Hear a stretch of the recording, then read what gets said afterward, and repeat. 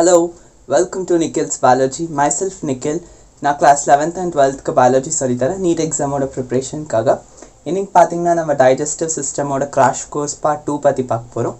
So போன வீடியோவில் நம்ம இன்ட்ரொடக்ஷன் ஆஃப் டைஜஷன் பற்றி பார்த்துருந்தோம் அண்ட் நியூட்ரியன்ஸ் பற்றி டிஸ்கஸ் பண்ணியிருந்தோம் and all those introductory things பார்த்தோம் அண்ட் டைப்ஸ் ஆஃப் டீத் பார்த்தோம். So types of teeth and dental formula பார்த்தோம். Then again we talked about tongue. இன்னைக்கு பார்த்தீங்கன்னா நம்ம ஸ்டொமக் பற்றி பார்க்க போகிறோம்.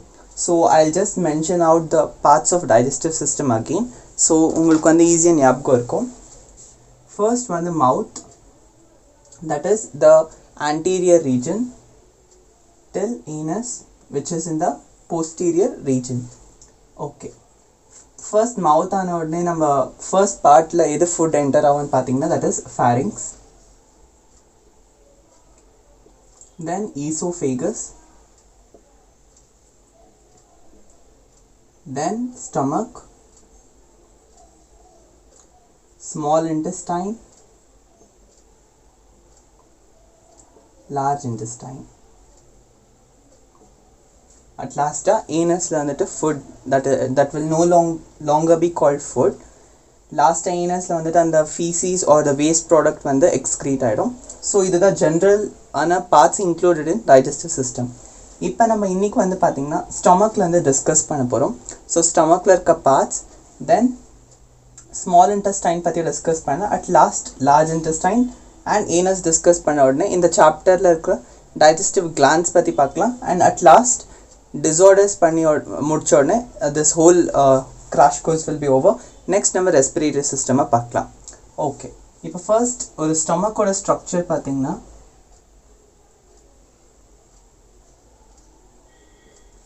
இந்த மாதிரி இருக்கும். ஸோ ஜென்ரலாக ஸ்டொமக் நீங்கள் எந்த ஷேப்பில் வேணாலும் வரையலாம். This actually would be even more bulge. இது ஆக்சுவலாக இன்னும் பல்ஜாக இருக்கும் stomach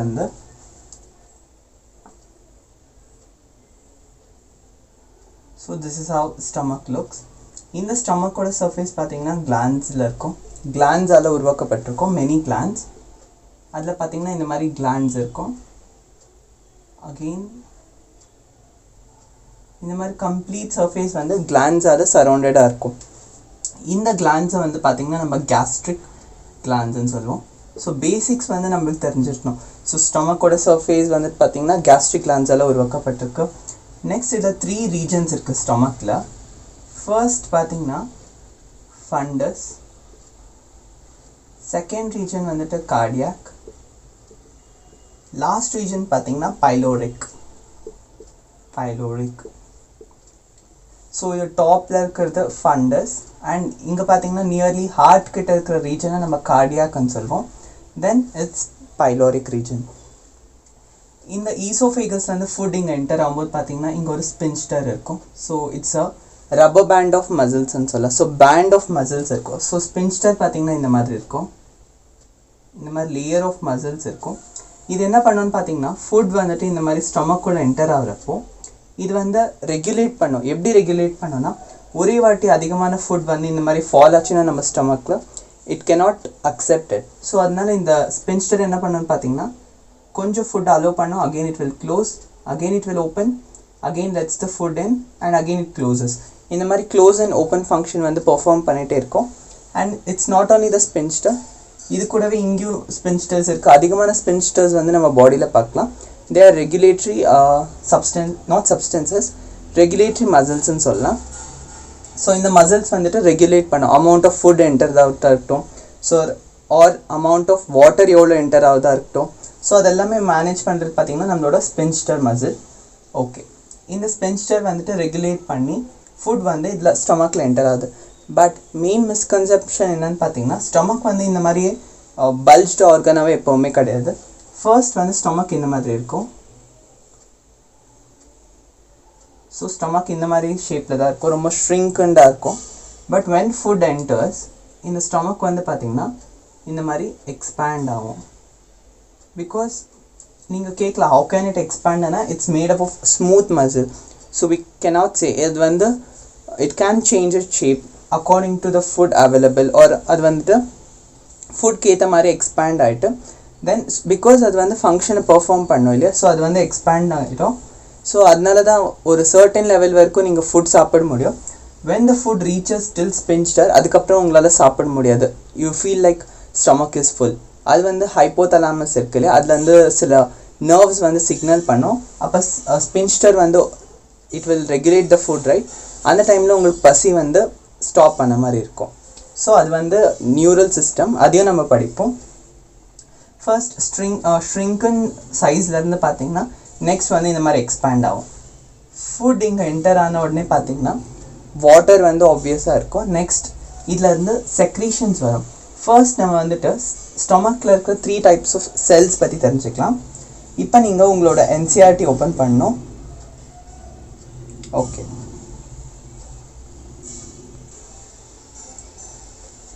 the esophagus is a thin, long tube which extends posteriorly, passing through the neck, thorax and diaphragm and leads to a J-shaped bag-like structure called stomach. So esophagus பார்த்தீங்கன்னா இந்த மாதிரி enter ஆகும். So first வந்து fairings, அதுக்கப்புறம் chest ரீஜனை வந்து நம்ம வந்துட்டு thoracic ரீஜன்னு சொல்லுவோம் இல்லை, அதுக்கப்புறம் இருக்கிற ரீஜனை அப்டாமினல் ரீஜன்னு நம்ம சொல்லுவோம். ஸோ தொராசிக் ரீஜன்லேருந்து நெக்ஸ்ட் வந்து J-shaped ஆர்கன். இது வந்து பார்த்தீங்கன்னா ஸ்டொமக்கை J-shaped ஆர்கன்னு சொல்கிறாங்க. J-shaped ஆர்கனில் ஃபுட் வந்து என்டர் ஆகுமா, ஸோ ஈசோஃபேகஸ் வந்து ஃபுட் வந்து என்டர் ஆகும். நெக்ஸ்ட் இங்கே ஃபுட் என்டர் ஆன உடனே so a muscular sphincter gastroesophageal regulate the opening of esophagus into food. Again the same sphincter ஓட பேர் பார்த்தீங்கன்னா it's not just sphincter, gastroesophageal. ஸ்டொமக்கை வந்து நம்ம கேஸ்ட்ரோன்னு சொல்லுவோம். ஸோ கேஸ்ட்ரோன்ற வேர்டு எங்கே யூஸ் பண்ணாலும் it's related to stomach. esophageal இந்த esophagus and ஸ்டொமக்கு ரிலேட்டடான ஸ்பின்ஸ்டரை gastroesophageal sphincter நம்ம சொல்லுவோம். ஓகே, நெக்ஸ்ட் பார்த்தீங்கன்னா the stomach located in the upper left portion of the abdominal cavity has 3 major parts.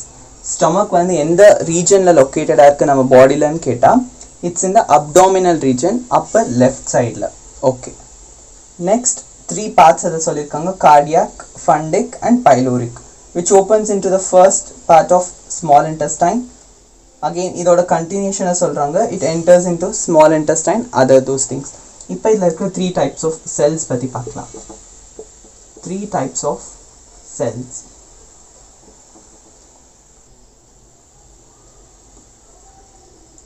First one is mucous neck cells. Second one is peptic or chief cells. Peptic or chief cells. Last பார்த்தீங்கன்னா parietal or auxentic cells. இப்போ நீங்கள் just இந்த செல்ஸோட பேர் மட்டும் நீங்கள் ஞாபகம் வச்சுக்கணும்.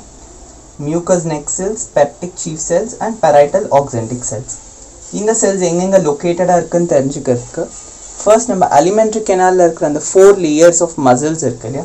So இந்த ஸ்டொமக் பார்த்தீங்கன்னா 4 லேயர்ஸ் ஆஃப் மசில்ஸால் உருவாக்கப்பட்டிருக்கு. So complete alimentary canal from mouth till anus வந்து 4 லேயர்ஸால் உருவாக்கப்பட்டிருக்கு.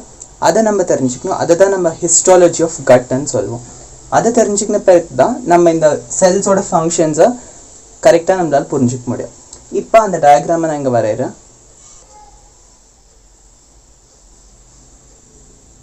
ஃபர்ஸ்ட் லேயர் பார்த்தீங்கன்னா இந்த மாதிரி இன்ஃபோல்டிங்ஸ் இருக்கும். ஸோ ஆக்சுவலாக ஃபுட் வந்து இதுலேருந்து தான் இப்படி பாஸ் ஆகி ஸ்டொமக் என்டர் ஆகும். ஓகே, நெக்ஸ்ட் இது அடுத்த லேயர் பார்த்தீங்கன்னா இந்த மாதிரி சர்க்குலர் லேயர்ஸ் இருக்குது.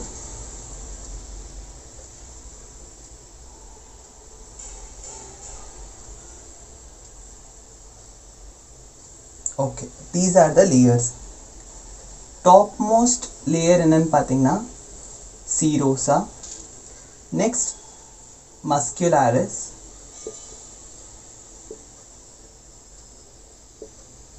Next is submucosa.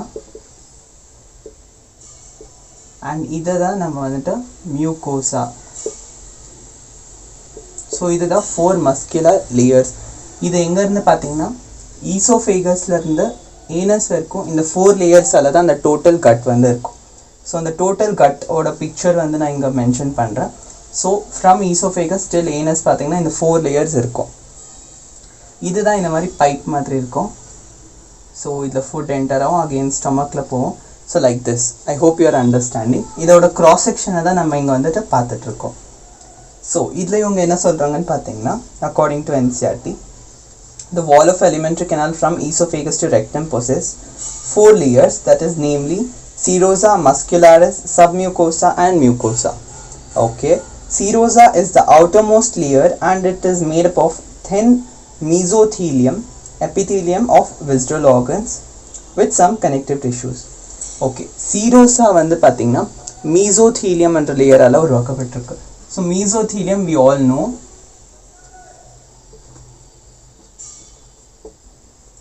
ஜென்ரலாக ஒரு ஆர்கானிசம் எடுத்துக்கிட்டால் அதில் 3 லேயர்ஸ் வந்து நம்மளால் பார்க்க முடியும். அது ஜெர்ம் லேயர்ஸ்ன்னு சொல்லுவோம். That is epithelium, endothelium and mesothelium. That is epiderm, endoderm and மீசோடம்னு நம்ம சொல்லுவோம். ஓகே, சீரோஸை பார்த்தீங்கன்னா மீசோதீலியம் என்ற லேயரால் உருவாக்கப்பட்டிருக்கு. Also it has got some connective tissues. Connective டிஷ்யூஸ்னா blood supply. ஸோ இந்த லேயர் பார்த்தீங்கன்னா blood வந்து இந்த மாதிரி நாட் blood supply, அதாவது blood vessels வந்து அட்டாச்சாக இருக்கும். So that it gets nutrition. So இந்த ஸ்மூத் மசில்ஸ்க்கும் செல்ஸால் தானே உருவாக்கப்பட்டிருக்கோம். அந்த செல்ஸ்க்கு நம்மளோட நியூட்ரிஷன் ப்ரொவைட் பண்ணுறது பார்த்தீங்கன்னா இந்த blood vessels. So it has connective tissues. Next பார்த்தீங்கன்னா இந்த மீசோதீலியம் வேற எங்கெங்கே பார்க்க முடியும்னு கேட்டிங்கன்னா, விசரல் ஆர்கன்ஸ், அதாவது ஸ்மூத் மசில்ஸால் உருவாக்கப்பட்ட எந்த ஆர்கன்ஸாக இருக்கட்டும் அதில் மீசோதீலியம் லேயர் தான் நம்ம பார்ப்போம். நெக்ஸ்ட் மஸ்குலாரிஸ் லேயர்ஸில் என்ன சொல்கிறாங்கன்னு பார்த்தீங்கன்னா, it's formed of smooth muscles usually arranged into an inner circular and an outer longitudinal layer. So மஸ்குலாரிஸ்லேயே செப்பரேட்டாக 2 லேயர்ஸ் இருக்குது. That is inner circular. So இந்த மாதிரி இன்னர் சர்க்குலர், அவுட்டர் லாங்கிடியூடினல்.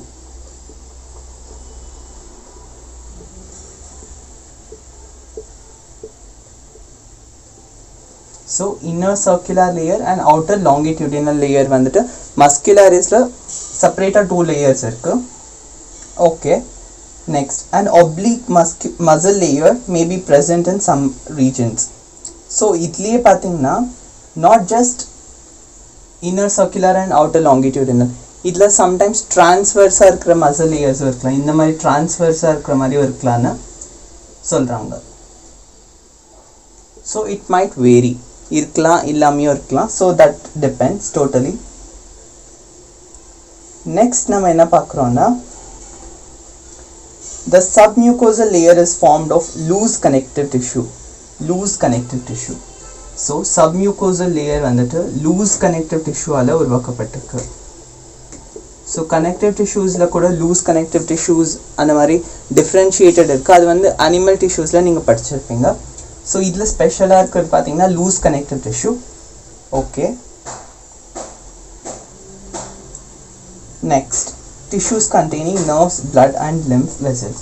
இந்த லூஸ் கனெக்டிவ் டிஷ்யூஸில் எது இருக்குன்னு பார்த்தீங்கன்னா பிளட் இருக்குது, லிம்ஃப் இருக்குது, நர்வ்ஸ் இருக்குது.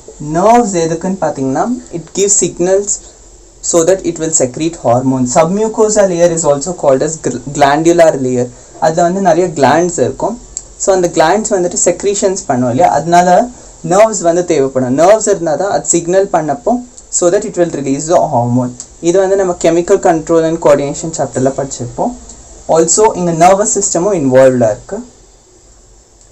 நெக்ஸ்ட் லாஸ்ட்டாக பார்த்தீங்கன்னா நம்மளோட mucosal layer is also consisting of glands.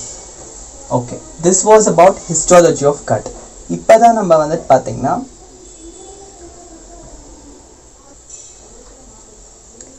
இந்த மியூகோசல் லேயர் பார்த்தீங்கன்னா ஸ்டொமக்லேயே வேறு மாதிரி பர்ஃபார்ம்டாக இருக்கும் அண்ட் ஸ்மால் இன்டெஸ்டைன்லேயே வேறு மாதிரி பர்ஃபார்ம்டாக இருக்கும். ஸோ இந்த ரஃப் இன்ட்ரூஷன்ஸ் மாதிரி இருக்குது இல்லையா, இது ஸ்டொமக்கில் இருக்கிறப்ப இந்த ரீஜனை நம்ம என்ன சொல்லுவோம்னு பார்த்தீங்கன்னா, ஸோ அதாவது இந்த இன்வல்யூஷன்ஸ் இருக்கு இல்லையா, இன்வாஜினேஷன்ஸ்ன்னு சொல்லலாம். இதை நம்ம வந்துட்டு என்ன சொல்லுவோம்னு பார்த்தீங்கன்னா ரூகேன்னு சொல்லுவோம். ரூகே இன் ஸ்டொமக். அதுவே இதே மாதிரி டிசைன் வந்துட்டு பார்த்தீங்கன்னா டிசைன்ஸ் இல்லை, இந்த மாதிரி இன்வாஜினேஷன்ஸ் ஸ்மால் இன்டெஸ்டைனில் இருந்துச்சுன்னா அதை வந்து நம்ம வில்லாய்ன்னு சொல்லுவோம். வில்லாய்.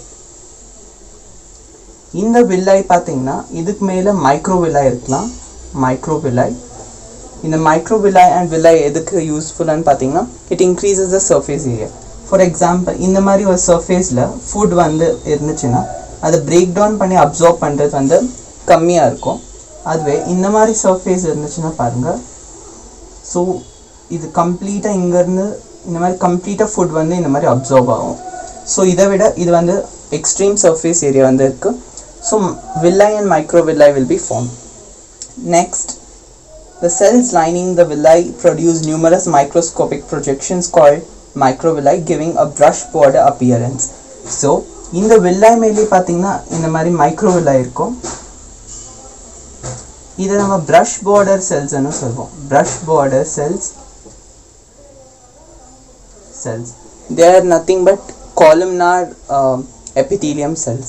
Okay, இந்த modifications வந்து எதுக்குன்னு பார்த்தீங்கன்னா surface ஏரியாவை இன்க்ரீஸ் பண்ணுறதுக்கு. villi are supplied with, so இந்த villi எல்லாம் பார்த்தீங்கன்னா blood vessels ஆல் சப்ளைடாக இருக்கும். ஸோ ஸ்மால் இன்டெஸ்டைன் இப்படி இருக்குன்னா இதில் இந்த மாதிரி இருக்கும் villi எல்லாம். இங்கே ஃபுட் வந்து டைஜஸ்ட் ஆன உடனே இதில் வந்து என்டர் ஆகும். ஸோ இங்கே இருக்க blood vessels வந்து அப்சார்ப் பண்ணிக்கும். It will take to the heart, that is right atrium. Right atrium pump பண்ண உடனே பார்த்தீங்கன்னா டோட்டல் பாடிக்கு வந்துட்டு கம்ப்ளீட்டாக ஃபுட் வந்து சப்ளை ஆகும், நியூட்ரியன்ஸ் வந்து சப்ளை ஆகும், so that metabolism takes place. Okay, next, mucosal epithelium has got cells which secrete mucus that helps in lubrication. Okay, இந்த லேயரில் என்ன இருக்குன்னு பார்த்தீங்கன்னா, அதாவது mucosal லேயரில் ஸ்பெஷல் goblet cells இருக்கு. goblet cells இந்த goblet cells என்னன்னு பார்த்தீங்கன்னா நம்ம ஃபுட் வந்து கன்சியூம் பண்ணுறோம் and that food must enter the stomach, then small intestine and further. But அது நடக்கணும்னா there must be some lubrication, right? Hard food நீங்கள் ஏதாவது சாப்பிட்டுருந்தா ஃபுட் வந்து மூவ் ஆகாது. அதை ஹெல்ப் பண்ணுறதுக்கு தான் இந்த மியூக்கோசல் லேயரில் பார்த்தீங்கன்னா goblet cells வந்து மியூக்கஸ் செக்ரீட் பண்ணிகிட்டே இருக்கும். மியூக்கஸ் செக்ரீட் பண்ணும்போது it helps in lubrication of food so that it easily passes away. So அதை goblet cells நம்ம சொல்லுவோம். ஓகே, லாஸ்ட்டாக பார்த்தீங்கன்னா இதே மாதிரி சில இன்ட்ரூஷன்ஸ் பார்த்தீங்கன்னா நம்மளோட ஸ்மால் இன்டெஸ்டைனில் இருக்குது. அந்த ஸ்மால் இன்டெஸ்டைனில் பார்த்தீங்கன்னா வில்லைன்னு நம்ம சொல்கிறோம். இந்த வில்லைக்கு நடுவில் பார்த்தீங்கன்னா இந்த மாதிரி டீப்பாக டவுன் வந்து என்டர் ஆகிருக்கும். ஸோ இந்த வில்லை வந்து அப்பர் எக்ஸ்டென்ஷன்ஸாக இருக்குது. இந்த லோவர் எக்ஸ்டென்ஷன்ஸை பார்த்தீங்கன்னா crypts of Lieberkühn ன்னு சொல்லுவோம். crypts of Lieberkühn.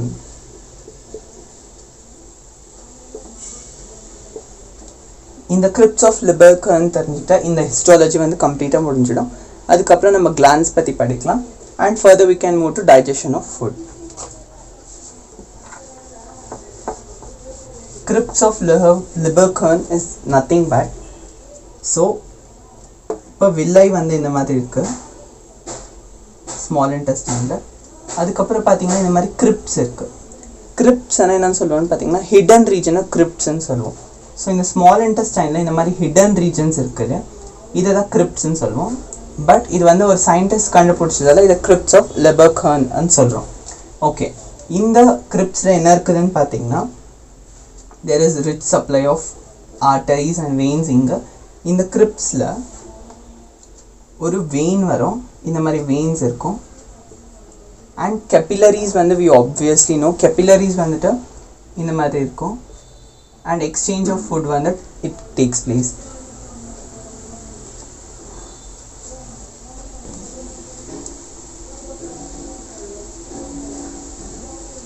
இந்த கிரிப்ஸில் பார்த்தீங்கன்னா ஸ்பெஷல் செல்ஸ் இருக்கும், special cells, and they are glandular. So கிளாண்டுலார்னா ஸ்மால் இன்டெஸ்டைனில் இருக்கிற செக்ரீஷன்ஸ் வந்து இந்த கிரிப்ஸ்லேருந்து தான் வரும்னு சொல்கிறாங்க. So this is just normal. இது எப்போ நம்மளுக்கு டீட்டெயிலாக புரியும்னு பார்த்தீங்கன்னா நம்ம ஸ்மால் இன்டெஸ்டைன் பற்றி படிப்போம் இல்லையா, அந்த ஃபுட் எப்படி டைஜஸ்ட் ஆகுதுன்னுட்டு, அப்போ தான் நம்மளுக்கு கம்ப்ளீட்டாக இந்த கிரிப்ஸ் பற்றி தெரிய வரும் அண்ட் வில்லை பற்றி தெரிய வரும். I hope histology of gut வந்து உங்களுக்கு கிளியராக இருக்கும்னு நினைக்கிறேன். ஆல்சோ பார்த்தீங்கன்னா இந்த மஸ்குலர் லேயரில் நர்வ்ஸ் இருக்கும். அந்த நர்வ்ஸ் நீங்கள் யோசிக்கலாம், நம்ம பாடியில் எப்போ பார்த்தாலுமே ஏன் டைஜஷன் நடக்க மாட்டேதுன்னா அது எதுக்குன்னு பார்த்தீங்கன்னா ஃபுட் என்டர் ஆகும்போது இங்கேருந்து நர்வ்ஸ் வந்து இந்த மாதிரி சிக்னல் பண்ணும். இந்த மாதிரி சிக்னல் பண்ணப்போ என்ன ஆகும்னு பார்த்தீங்கன்னா சப்மியூக்கோசல் லேயர்ஸ் வந்து கிளான்ஸ் இருக்கும் இல்லையா, அண்ட் மியூக்கோசல் லேயர்ஸில் இருக்க கிளான்ஸ் வந்துட்டு அந்த நர்வஸ் சிஸ்டமால் தே செக்ரீட் ஹார்மோன்ஸ்.